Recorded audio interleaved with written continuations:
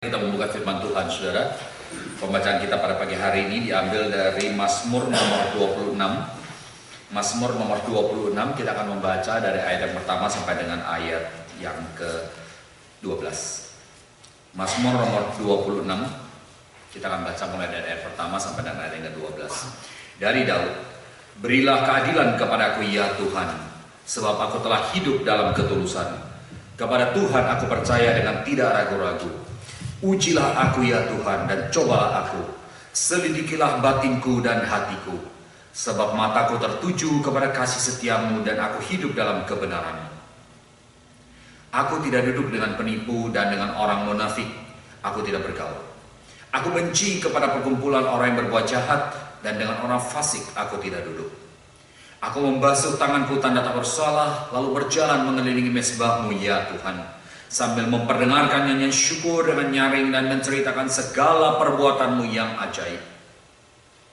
Tuhan, aku cinta pada rumah kediamanmu dan pada tempat kemuliaanmu bersemayam.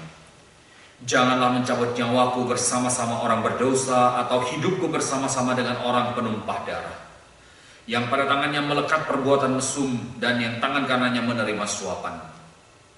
Tetapi aku ini hidup dalam ketulusan, dan bebaskanlah aku dan kasihanilah aku. Kakiku berdiri di tanah yang rata, aku mau memuji Tuhan dalam jemaah.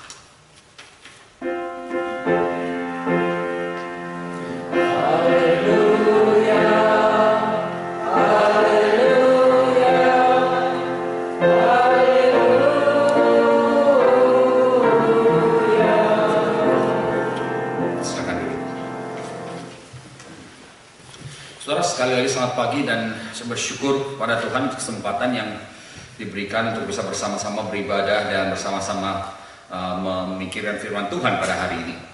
Saudara, kita di dalam hidup kita sehari-hari, saudara, kebanyakan kita khususnya waktu umur makin bertambah, saudara, itu melihat dokter lebih sering dari dulu-dulu. Ya, ada yang mengatakan bagaimana tahu bahwa kita ini sudah tua. Katanya kalau masih muda, ya, kalau masih muda yang kita lihatnya itu bartender, ya, orang di bar minum, ya, yang kita ketemu kalau sekarang barangkali kita mau katakan barista, tempat orang jual kopi, ya, yang itu lebih banyak kita ketemu. Tiap hari kita ke sana, tiap ada orang sering-sering ke bar. Yang kita ketemu adalah orang-orang yang ada di bioskop punya, ya, yang jual karcis. Itu kita banyak ketemu. Tapi dikatakan makin umur kita makin bertambah, di daftar buku telepon kita itu makin banyak adalah nama-namanya dokter dan nomor teleponnya dokter. Ya, bahkan baru-baru ini saya dengar orang mengatakan, gimana kita tahu bahwa kita ini sudah makin tua? Salah satu tandanya adalah kalau lihat di telepon kita, speed dialnya itu, ya, itu biasanya itu adalah primary care kita, ya, speed dialnya adalah dokter ini, adalah dokter itu. Karena kenapa? Ini orang yang makin sering kita hubungi. Ya, saya kadang-kadang dulu ada kesempatan bawa jemaat pergi ke dokter, ngantarin mereka karena mereka nggak ada yang bawa mereka. Dan saya perhatikan, saudara, mereka kenal dengan resepsionisnya, kenal dengan front desk-nya, ya, walaupun nama mereka itu nama Indonesia kadang-kadang agak susah disebut, ya, tapi front desk-nya itu bisa menyebut namanya dengan bagus sekali, ya, saking seringnya ke sana. Nah, kita hidup, saudara, makin lama makin tua, kita tuh perlu mengadakan check up yang bisa dikatakan makin lama makin rutin. Nah, tidak semua orang seperti itu.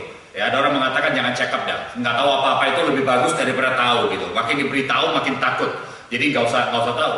Tapi secara umum kita ini check up, kita periksa. Mobil kita juga begitu, saudara. Ya, mobil kita makin lama makin tua, dia makin sering ke bengkel, ya kan? Kita makin kenal montir-montir di sana. Dan saya mau katakan, saudara, kehidupan rohani kita itu juga harus seperti itu. Kita periksa kesehatan kita periksa mobil kita, kesehatan mobil kita, maka kehidupan rohani kita juga harus periksa kesehatannya. Kita perlu check up secara rutin, mengadakan pemeriksaan secara rutin. Nah, ini yang dilakukan oleh Daud di dalam Mazmur 26. Mazmur 26 ini, kalau saya bisa sebut, saudara, ini adalah merupakan suatu daftar periksa yang dilakukan oleh Daud untuk menganalisa dan mengevaluasi kehidupan kerohaniannya. Ya. Nah, dia datang kepada Tuhan, saudara, dia datang kepada pembuatnya, dia datang kepada penciptanya, karena Tuhan ini adalah orang yang paling tahu bagaimana seharusnya kita hidup. Kita kalau ada sesuatu yang rusak, sekarang kita bawa kepada montir, dan montirnya itu harus seorang yang mengenal seluk-beluk daripada barang yang rusak itu. Kita tidak bisa saudara AC rusak kita bawa misalnya kepada tukang kulkas barangkali atau yang melakukan pekerjaan lain yang dia barangkali tidak mengerti itu. Kalau ya darurat barangkali. Tetapi saudara kita mau bawa kepada orang yang mengerti. Khususnya kalau bisa saudara ini dikembalikan kepada siapa? Kepada pabriknya, kepada pembuatnya. Nah ini yang dilakukan oleh Daud di sini. Dia datang kepada Tuhan dan di dalam pembacaan kita saudara-saudara lihat di sini dia minta kepada Tuhan untuk memeriksa dia. Ayat 2. Ujilah aku ya Tuhan dan cobalah aku, selidikilah batinku ya Tuhan. Nah saudara-saudara dia melakukan ini karena di dalam Mazmur 139 dalam Mazmur yang lain saudara di situ pengakuan dari Daud adalah bahwa Tuhan mengerti seluk-beluknya. Tuhan maha tahu, Tuhan maha ada. Dia tahu segala sesuatu, dia mengerti segala sesuatu. Kalau saudara membaca Mazmur 139, saudara kan melihat ada perubahan sikap dari Daud. Ya, pertama-tama dia datang kepada Tuhan itu dengan satu ketakutan bahwa Tuhan itu tahu segala sesuatu. Saudara coba pikir, saudara berhubungan dan saudara bergaul dengan seseorang di mana tidak ada sesuatu yang tersembunyi, di mana tidak ada rahasia. Segala sesuatu dia tahu. Apa yang saudara pikir dia tahu. Jangan tunggu apa yang diomongkan, apa yang ada di dalam hati saudara, ada yang ada di dalam benak Anda, dia tahu. Nah saya tidak tahu, saudara akan merasa nyaman nggak bergaul dengan orang yang seperti itu? Ya. Dia lihat saudara, dia tahu apa yang saudara pikir. Dia tahu saudara bohong apa enggak, dia tahu apa yang ada di dalam pikiran saudara dan apa yang saudara mau katakan. Banyak di antara kita merasa tidak nyaman dengan orang seperti itu. Nah ini yang terjadi pada Daud. Waktu dia memikirkan kemahatauan Tuhan, waktu dia memikirkan kemahaadaan Tuhan, waktu dia memikirkan kemahakuasaan Tuhan, pertama-tama Daud menyatakan rasa tidak nyamannya. Tapi kemudian saudara, waktu dia memikirkan dari sudut yang lain, dia berubah. Berdasarkan kemahatauan itu, dia sekarang bukan lagi menyembunyikan sesuatu, dia malah minta di dalam kemahatauan Tuhan, ayo silakan periksa saya. Di dalam kemahakuasaan Tuhan, silakan hakimi saya. Di dalam kemahaadaan Tuhan, silakan periksa seluruh kehidupan saya, kemanapun aku pergi, dimanapun aku berada, Tuhan engkau ada di situ, engkau melihat sendiri, engkau tahu sendiri. Nah ini saudara pemeriksaan rohani. Ini adalah sesuatu yang saya kira saudara dan saya kita perlu lakukan secara rutin saudara, untuk supaya memastikan jalan kehidupan kita dan cara hidup kita itu tetap berjalan dengan baik. Kalau kita tidak lakukan pemeriksaan seperti itu, saudara, kita tidak pernah sadar kita ini sudah melenceng apa enggak. Kita tidak pernah sadar kita ini sudah keluar, sudah miring atau tidak. Daud di sini melakukan pemeriksaan rohani dan hari ini saya mengajak kita memikirkan dari bagian ini dari Mazmur 26, saudara. Ada 3 hal yang diperiksa oleh Daud dan saya kira 3 hal ini, saudara, menggambarkan atau mewakili 3 hal yang juga saudara dan saya perlu untuk periksa. Yang pertama, saudara, ayat 1 sampai dengan ayat kedua. Ayat 1 sampai ayat kedua saudara berbicara mengenai kepada Tuhan aku percaya. Ayat pertama, kepada Tuhan aku percaya dan tidak ragu-ragu. Ujilah aku ya Tuhan dan cobalah aku, selidikilah batinku dan hatiku. Kepercayaannya kepada Tuhan, trust, kepercayaannya kepada Tuhan saudara. Daud belajar untuk percaya kepada Tuhan di dalam kehidupannya. Di dalam hidupnya dia melihat dan dia menyadari saudara, ada kalanya dia tidak bisa berbuat apa-apa. Dan di dalam keadaan seperti itu, satu-satunya yang dia bisa perbuat hanyalah bergantung kepada Tuhan dan minta Tuhan untuk menyatakan kuasanya, minta Tuhan untuk bekerja dengan cara yang Tuhan sendiri bisa mengerti, yang dia sendiri tidak akan bisa pahami. Saya tidak tahu bagaimana kehidupan kita, bagaimana latar belakang kita, saudara, tetapi untuk percaya kepada orang lain, bagi banyak orang itu bukan sesuatu yang mudah. Itu bukan sesuatu yang sederhana, saudara. Khususnya waktu kita merasakan kita ini punya kuasa, kita punya kontrol, kita terbiasa untuk memegang kendali, kita punya pengetahuan, kita punya pengalaman. Makin kita merasa bahwa kita mampu, makin sulit untuk kita percaya kepada orang lain, betul? Nah gampang saudara, kita bisa percaya kalau barangkali kita sama sekali tidak ngerti apa-apa, sama sekali tidak tahu apa-apa, dan sama sekali tidak berdaya. Ya sudah, apa boleh buat, ya pasrah saja. Apa yang orang ini lakukan kelihatannya dia pintar, kelihatannya dia ngerti, ya sudah ngikuti aja gitu. Karena kita tidak punya alternatif. Tapi Daud di sini, saudara, bukan tidak punya alternatif. Saudara coba pikirkan Daud ya. Dan makin kita memahami Daud, kita akan makin menyadari bahwa sebetulnya secara manusia tidak akan mudah bagi dia untuk percaya kepada Tuhan. Percaya dalam arti trust. Dia seorang raja. Dengan kata lain, dia terbiasa untuk mengambil keputusan. Ya kan? Dia terbiasa untuk memegang kendali. Ini bukan orang yang gampang sekali mengatakan, ayo apa yang kamu mau ya ikut aja. Tidak, saudara. Ini adalah orang yang terbiasa, orang datang kepada dia dan kemudian dia memberikan perintah, dia memberikan pengarahan dan dia yang memegang kendali, dia yang mengarahkan. Ini pemimpin, saudara. Ini bukan orang yang biasa diperintah sana sini. Kedua, dia seorang raja, dia seorang berkuasa. Ya, walaupun waktu itu mungkin dia bukan raja, saudara, tetapi dia yang bertumbuh besar sebagai seorang gembala dan sebagai seorang pengembala, saudara, dia tidak terbiasa untuk menanyakan kepada domba-dombanya, hari ini kamu mau makan apa? Hari ini kamu mau tinggal di padang rumput ini berapa lama? Habis ini saya bawa kamu ke sungai, kamu pengen ke sungai yang mana? Tidak, saudara, dia tidak terbiasa seperti itu. Ini orang yang terbiasa memegang kendali, ini orang yang terbiasa untuk mengambil keputusan dengan tangannya sendiri. Waktu ada serigala datang, dia nggak tanya kepada domba-dombanya. Hari ini mau tinggal atau mau berantem melawan serigala itu? You mau larinya berapa kenceng? Saatnya untuk lari atau mau tunggu dulu? Tidak, saudara, dia yang harus mengambil keputusan. Dan dia terbiasa hidup dengan konsekuensi dari keputusannya itu. Kalau dia mengambil keputusan yang salah, dombanya hilang, dombanya binasa, kerajaannya hancur. Sebagai seorang panglima, kalau dia salah mengambil strategi, saudara, orang lain akan mati. Ini orang yang terbiasa, saudara, berada di dalam posisi dia punya kekuasaan dalam keadaan untuk mengendalikan. Yang lain, saudara, dia seorang yang pintar. Ini bukan orang yang bodoh, saudara. Ini seorang yang punya pengetahuan yang tinggi, punya pengalaman yang banyak, dan bukan saja dia punya pengetahuan yang kita bisa katakan hari ini barangkali pengetahuan akademik, tapi barangkali kita bisa katakan ini orang yang mengerti seluk-beluk di jalanan. Kalau mau kita pakai istilah, saudara, ini orang yang sudah tahu caranya main kotor itu seperti apa. Dia mengerti, saudara. Dia mengerti, dia tahu bagaimana caranya di jalanan di luar itu hidupnya seperti apa. Dia mengerti, orang yang cukup licik, saudara. Saudara masih ingat peristiwa di mana dia berzinah dengan Batsheba?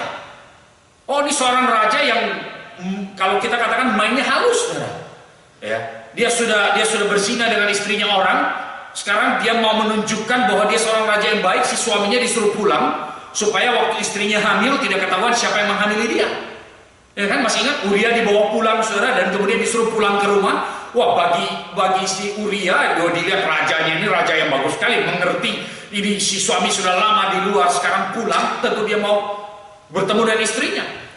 Siapa sangka, saudara, Uria ini seorang yang punya integritas yang tinggi sekali. Dia pulang ke rumah tapi tidak masuk rumah, tidur di luar. Apa yang dibuat? Daud katakan, kalau saya kasih istri kamu, kamu tidak mau, saya kasih kamu yang enak, kamu nggak mau, kamu harus mati. Dan Daud tidak mengulurkan tangan membunuh dia. Daud cuma katakan, kirim dia ke medan perang, taruh dia paling depan, tempat yang paling sulit, dan waktu keadaan sudah berat, mundur. Uria mati terbunuh. Siapa yang bisa menyangka bahwa terbunuhnya Uria bukan karena musuh, tetapi karena si raja? Saudara mengerti maksud saya? Waktu mengatakan bahwa raja ini kotor, dia tahu caranya main. Dia punya banyak pengetahuan, saudara. Dia terbiasa memegang kendali. Nah, orang seperti ini tidak gampang waktu kita katakan percaya saja. Tidak mudah, saudara. Saya bayangkan kalau orang ini ada di dalam gereja kita, saudara. Ini barangkali orang kalau rapat majelis, dia yang paling vokal. Kalau rapat jemaat, dia yang paling banyak usul, paling banyak saran. Dia mengatakan, pengalaman saya mengatakan begini. Kalau kita bawa dia jalan, saudara, tidak gampang mengatakan hari ini kita pergi ke situ, besok kita ke sana. Enggak, dia punya pendapat sendiri, dia punya mau sendiri, saudara. Pemimpin barangkali akan mengatakan pusing kalau terbiasa dengan orang, maksudnya ada orang kayak begini. Ini Daud, saudara. Tapi sekarang dia datang kepada Tuhan dan dia berkata kepada Tuhan, aku percaya. Dia percaya bukan karena dia tidak punya alternatif. Dia percaya bukan karena dia tidak bisa berbuat apa-apa. Dia percaya bukan sesekali saja. Waktu dia datang kepada Tuhan, dia katakan, aku percaya kepada Tuhan dengan tidak ragu-ragu. Saudara-saudara dikasih Tuhan, kalau saya boleh tanya kepada kita, apakah kita percaya kepada Tuhan dengan tidak ragu-ragu? Bukan waktu kita sudah menyerah, waktu kita sudah tidak bisa berbuat apa-apa, bukan waktu kita sudah kalah, sudah mau tidak ada alternatif lain. Tapi dalam hidup sehari-hari, waktu karir kita sementara sukses, waktu segala sesuatu berjalan dengan baik dan Tuhan memanggil kita, menyerukan kita untuk mungkin ambil jalan yang lain, saudara mau ikut gak? Gampang sekali waktu kita sudah kalah, waktu kita sudah tidak apa-apa, hampir bangkrut, kemudian mengatakan, kayaknya Tuhan memanggil saya untuk masuk ke sekolah teologi menjadi hamba Tuhan. Saya pernah baru-baru mendengar ada orang yang ngomong seperti itu. Ini gampang kelihatannya, ganti karir. Waktu usahanya sehari-hari sudah mulai runyam, sudah mulai turun, dia ganti karir. Saya merasa Tuhan memanggil saya menjadi hamba Tuhan. Tapi bagaimana waktu karir saudara sementara naik? Saudara mendapatkan posisi yang bagus, terus dipromosikan, makin lama makin tinggi. Saudara dianggap sebagai orang, sebagai bintang yang dikatakan ini orang punya masa depan yang bagus sekali. Waktu Tuhan memanggil saudara dan mengatakan tinggalkan semua itu, saudara bersedia? Saudara cukup beri Abraham, saudara. Kalau kita melihat indikasinya di dalam Kejadian pasal 12, Abraham ini seorang yang cukup kaya, seorang yang cukup sukses. Tidak ada alasan bagi dia untuk meninggalkan kampung halamannya, saudara. Tapi Tuhan memanggil dia, Tuhan mengatakan, pergilah tinggalkan kampung halamanmu, tinggalkan sanak saudaramu, tinggalkan tempat yang kau kenal dengan baik, pergi ke tempat yang akan kutunjukkan kepadamu. Kalau dia tidak percaya kepada Tuhan, dia tidak akan pergi. Kalau dia tidak percaya kepada Tuhan, dia tidak akan ikut apa yang Tuhan katakan. Tuhan katakan, ambillah Ishak anakmu yang kau kasihi, anakmu satu-satunya, dan persembahkan dia kepadamu. Kita lihat di dalam Kejadian, Abraham tidak membantah, dia pergi dan dia siap untuk membunuh anaknya.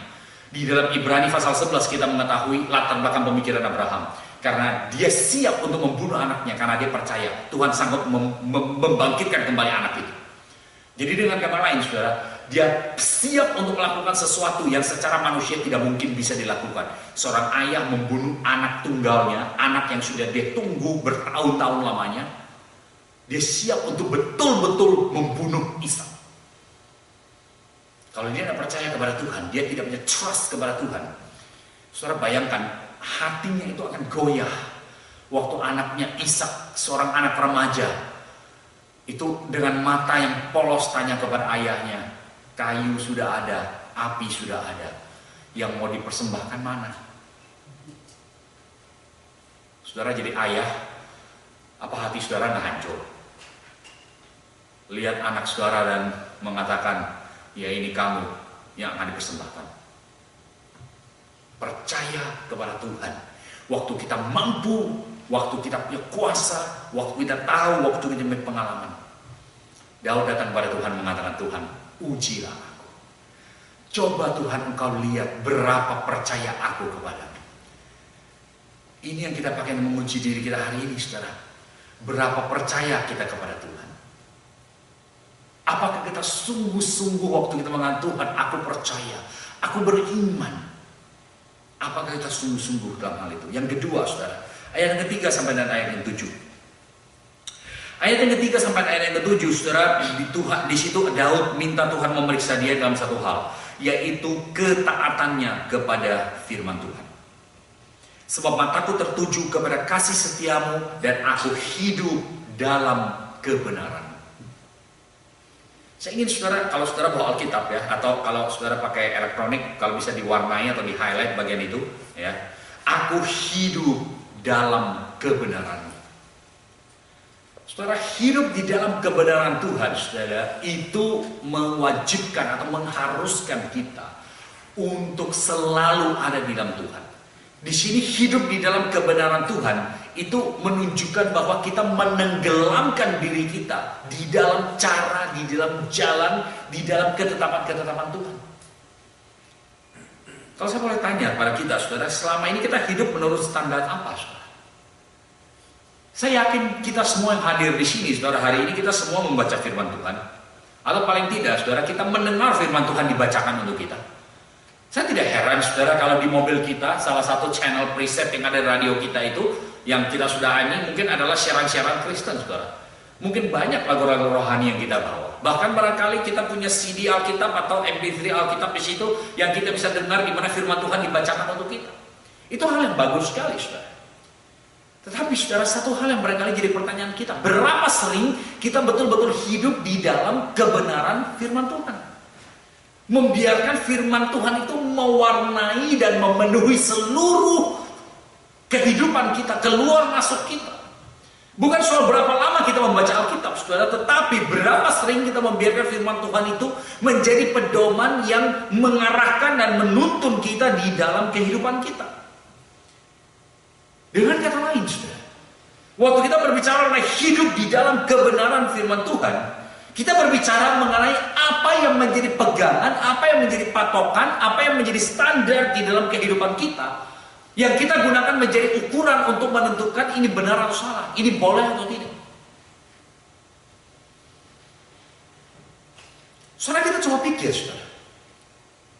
Bukankah sering kali yang menjadi standar bagi kita mengenai benar atau tidak adalah itu menguntungkan bagi saya atau tidak? Ya kan? Ini bagus bagi saya atau tidak? Ini membawa faedah, membawa dampak bagi saya atau tidak? Dan kalau itu memang bermanfaat bagi saya, kalau itu memang menguntungkan saya, maka kemudian saya akan mencari cara untuk mencari pembenarannya. Berusaha untuk membenarkan apa yang saya mau itu, apa yang bagi saya baik, apa yang menguntungkan bagi saya. Kita tidak memperdulikan standar firman Tuhan. Itu kita tidak hidup di dalam kebenaran firman Tuhan. Kita belajar Alkitab, kita belajar firman Tuhan. Pertanyaannya, apakah kita hidup menurut apa yang kita pelajari? Apakah kita hidup berdasarkan standar yang Tuhan berikan kepada kita? Sekalipun barangkali kita tidak setuju dengan standar itu, sekalipun kita merasa ini tidak cocok bagi saya, sekalipun kita merasa ini terlalu berat bagi kita, Daud mengatakan, Tuhan, ujilah aku, coba lihat cara hidupku. Dan ayat 4 sampai ayat ke-7, saudara, dia memperlihatkan cara hidupnya. Dia tidak bergaul dengan penipu, dia tidak bergaul dengan orang munafik, dia benci kepada orang yang berbuat jahat, dia tidak bergaul dengan orang-orang yang melakukan kejahatan. Ayat 6 dan ayat 7 dia menyatakan hal yang positif. Cara hidupnya adalah dia selalu beribadah kepada Tuhan, dan dia di situ selalu datang kepada Tuhan dan bersaksi mengenai apa yang dilakukan oleh Tuhan. Ujian yang kedua yang kita perlu periksa di dalam kehidupan kita adalah ketaatan kita kepada firman Tuhan. Apa yang selama ini menjadi standar kehidupan saudara dan saya? Waktu kita menghadapi satu keadaan yang sulit, waktu kita diperlakukan dengan tidak adil, waktu orang meremehkan kita, waktu orang menghina kita, waktu orang merendahkan dan memperlakukan kita dengan cara yang tidak benar.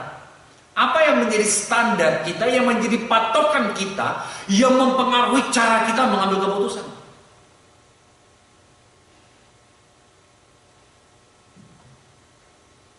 Saya tahu bagi saya tidak gampang, saudara. Khususnya waktu saya merasa diri saya benar, untuk kemudian mengalah.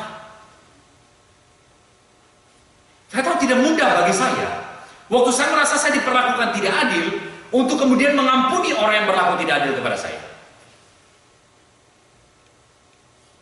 Walaupun saya tahu firman Tuhan mengajarkan kepada saya untuk seperti itu.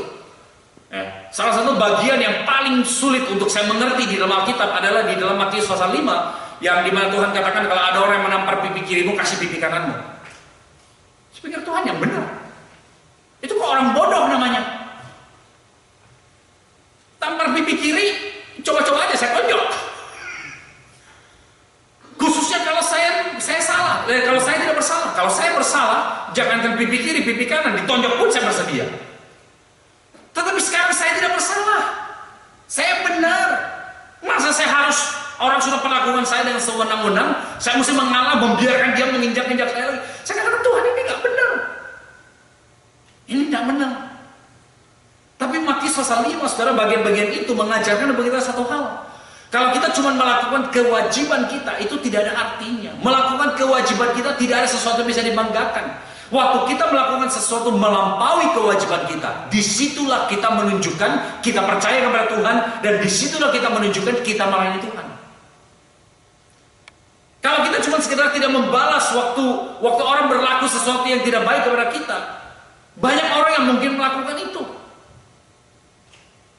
Tapi waktu kita bersedia merendahkan diri kita dan menempatkan diri kita di bawah orang lain, saudara, itu merupakan satu hal yang luar biasa, menunjukkan bahwa kita betul-betul percaya kepada Tuhan, menunjukkan bahwa kita tidak meninggikan diri.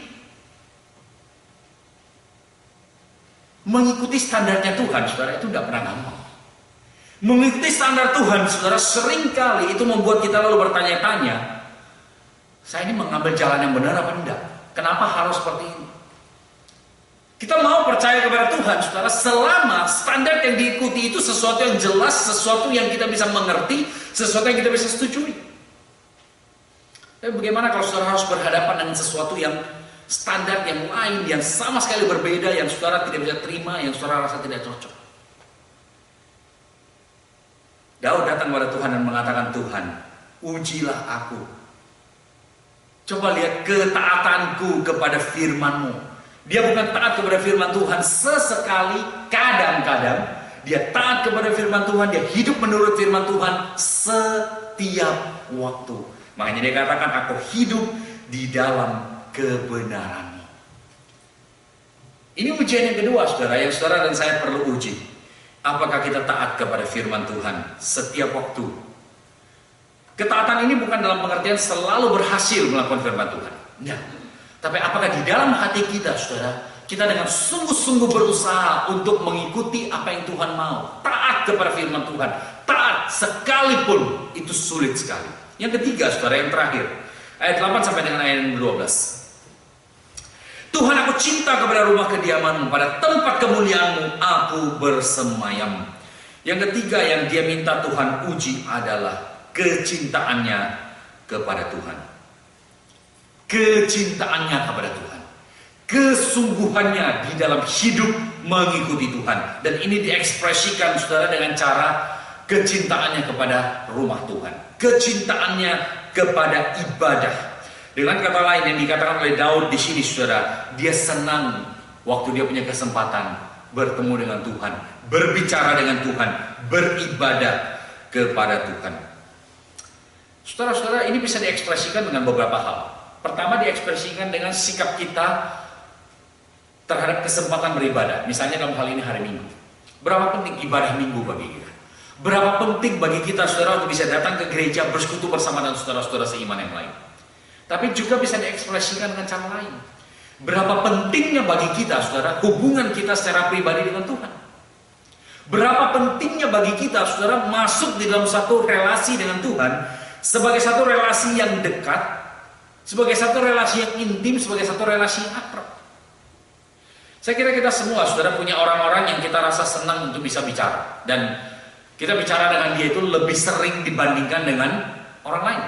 Ya kan? Ada teman-teman yang lebih akrab yang kita lebih sering untuk keep in touch dengan mereka. Dengan berbagai cara. Bukan berarti lalu berjam-jam ngobrol dengan mereka. Tapi mungkin sesuatu yang setiap hari kita lakukan, ya, dalam yang mungkin kita mengirimkan SMS kepada dia 2 jam, 3 jam kemudian dia baru balas, dan kita kemudian 2 jam, 3 jam kemudian balas kembali. Kita menjalin hubungan terus berbicara dengan orang-orang tertentu. Kita hidup di dalam zaman yang dimana komunikasi itu merupakan sesuatu yang bisa dikatakan bersifat langsung lagi. Sudah cepat sekali dan mudah sekali. Waktu saya di Indonesia, saudara, saya bisa gampang untuk tetap mengikuti apa yang terjadi di Amerika. Pokoknya di mana ada internet, di mana ada koneksi, saya bisa gampang untuk bicara. Murah. Daud mengatakan, saudara, bagi dia berbicara dengan Tuhan itu sesuatu yang penting. Bagi saudara dan saya, kalau kita minta Tuhan menguji kita seperti ini, apakah Tuhan mengatakan, oh iya, setelah saya cek, setelah saya periksa, saya mendapatkan bahwa ternyata di dalam kehidupanmu, Hengki, hubunganmu dengan aku itu masih kalah dibandingkan dengan yang lain. Waktu Tuhan memeriksa kita, bukan soal berapa sering kita datang gereja, bukan menurut kita berapa banyak waktu kita pakai baca Alkitab, bukan. Tapi waktu kita secara jujur datang kepada Tuhan, mengatakan, Tuhan, silahkan Engkau sendiri yang menilai ya. Saya ini menggunakan waktu yang cukup gak dengan Engkau? Saya punya waktu yang cukup gak dengan Engkau?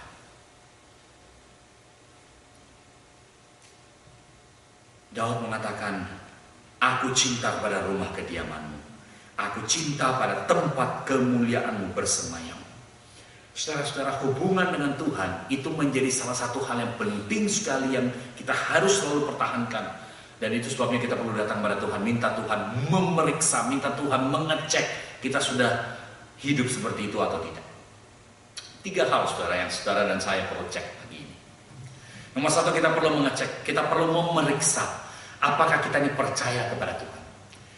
Dan waktu kita datang kepada Tuhan, apakah kita percaya kepada Dia sekalipun kita lagi mampu, sekalipun kita punya kekuatan, kita bisa melakukan itu sendiri, apakah kita tetap percaya kepada Tuhan. Yang kedua, kita perlu mengecek apakah kita taat kepada firman Tuhan.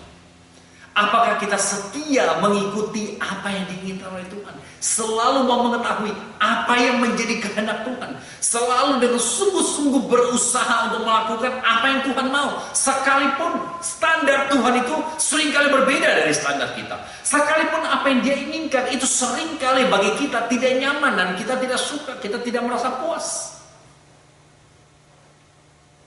Tapi kita katakan kepada Tuhan, Tuhan, apa yang menjadi standarmu, apa yang menjadi patokanmu, itu yang aku mau ikuti. Dan yang ketiga, saudara, apakah kita mempergunakan waktu yang cukup untuk berbicara dengan Tuhan?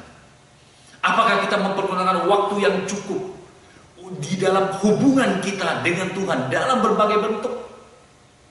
Apakah kita punya waktu untuk menyatakan kecintaan kepada kita, kepada kesempatan di mana kita bisa berbicara kepada Tuhan, mendengarkan Dia berbicara kepada kita. Bukan karena waktu itu kita sementara punya kebutuhan, bukan karena pada waktu itu kita lagi dalam keadaan kesulitan, jadi berdoanya itu lebih sungguh-sungguh, bukan. Tapi dalam keadaan sehari-hari, waktu semua berjalan dengan baik, waktu tidak ada masalah, kita katakan, Tuhan, tolong periksa ini. Berapa banyak waktu, berapa sering dan berapa indahnya waktu saya bersama-sama dengan Engkau. Saudara, hari ini kalau kita diperiksa untuk ketiga hal ini, saudara, apa yang akan kita temui? Apakah kita akan mendapatkan jawaban dari Tuhan bahwa dalam ketiga hal ini kita semuanya bagus? Atau mungkin ada hal-hal yang kita mesti perbaiki? Atau mungkin ketiga-tiganya kita gagal? Lepas dari semua itu, saudara, apakah kita mau dengan jujur, dengan sungguh-sungguh datang kepada Tuhan mengatakan, Tuhan, coba tolong periksa saya. Ujilah aku, selidikilah aku, ya Tuhan. Mari kita berdoa, saudara.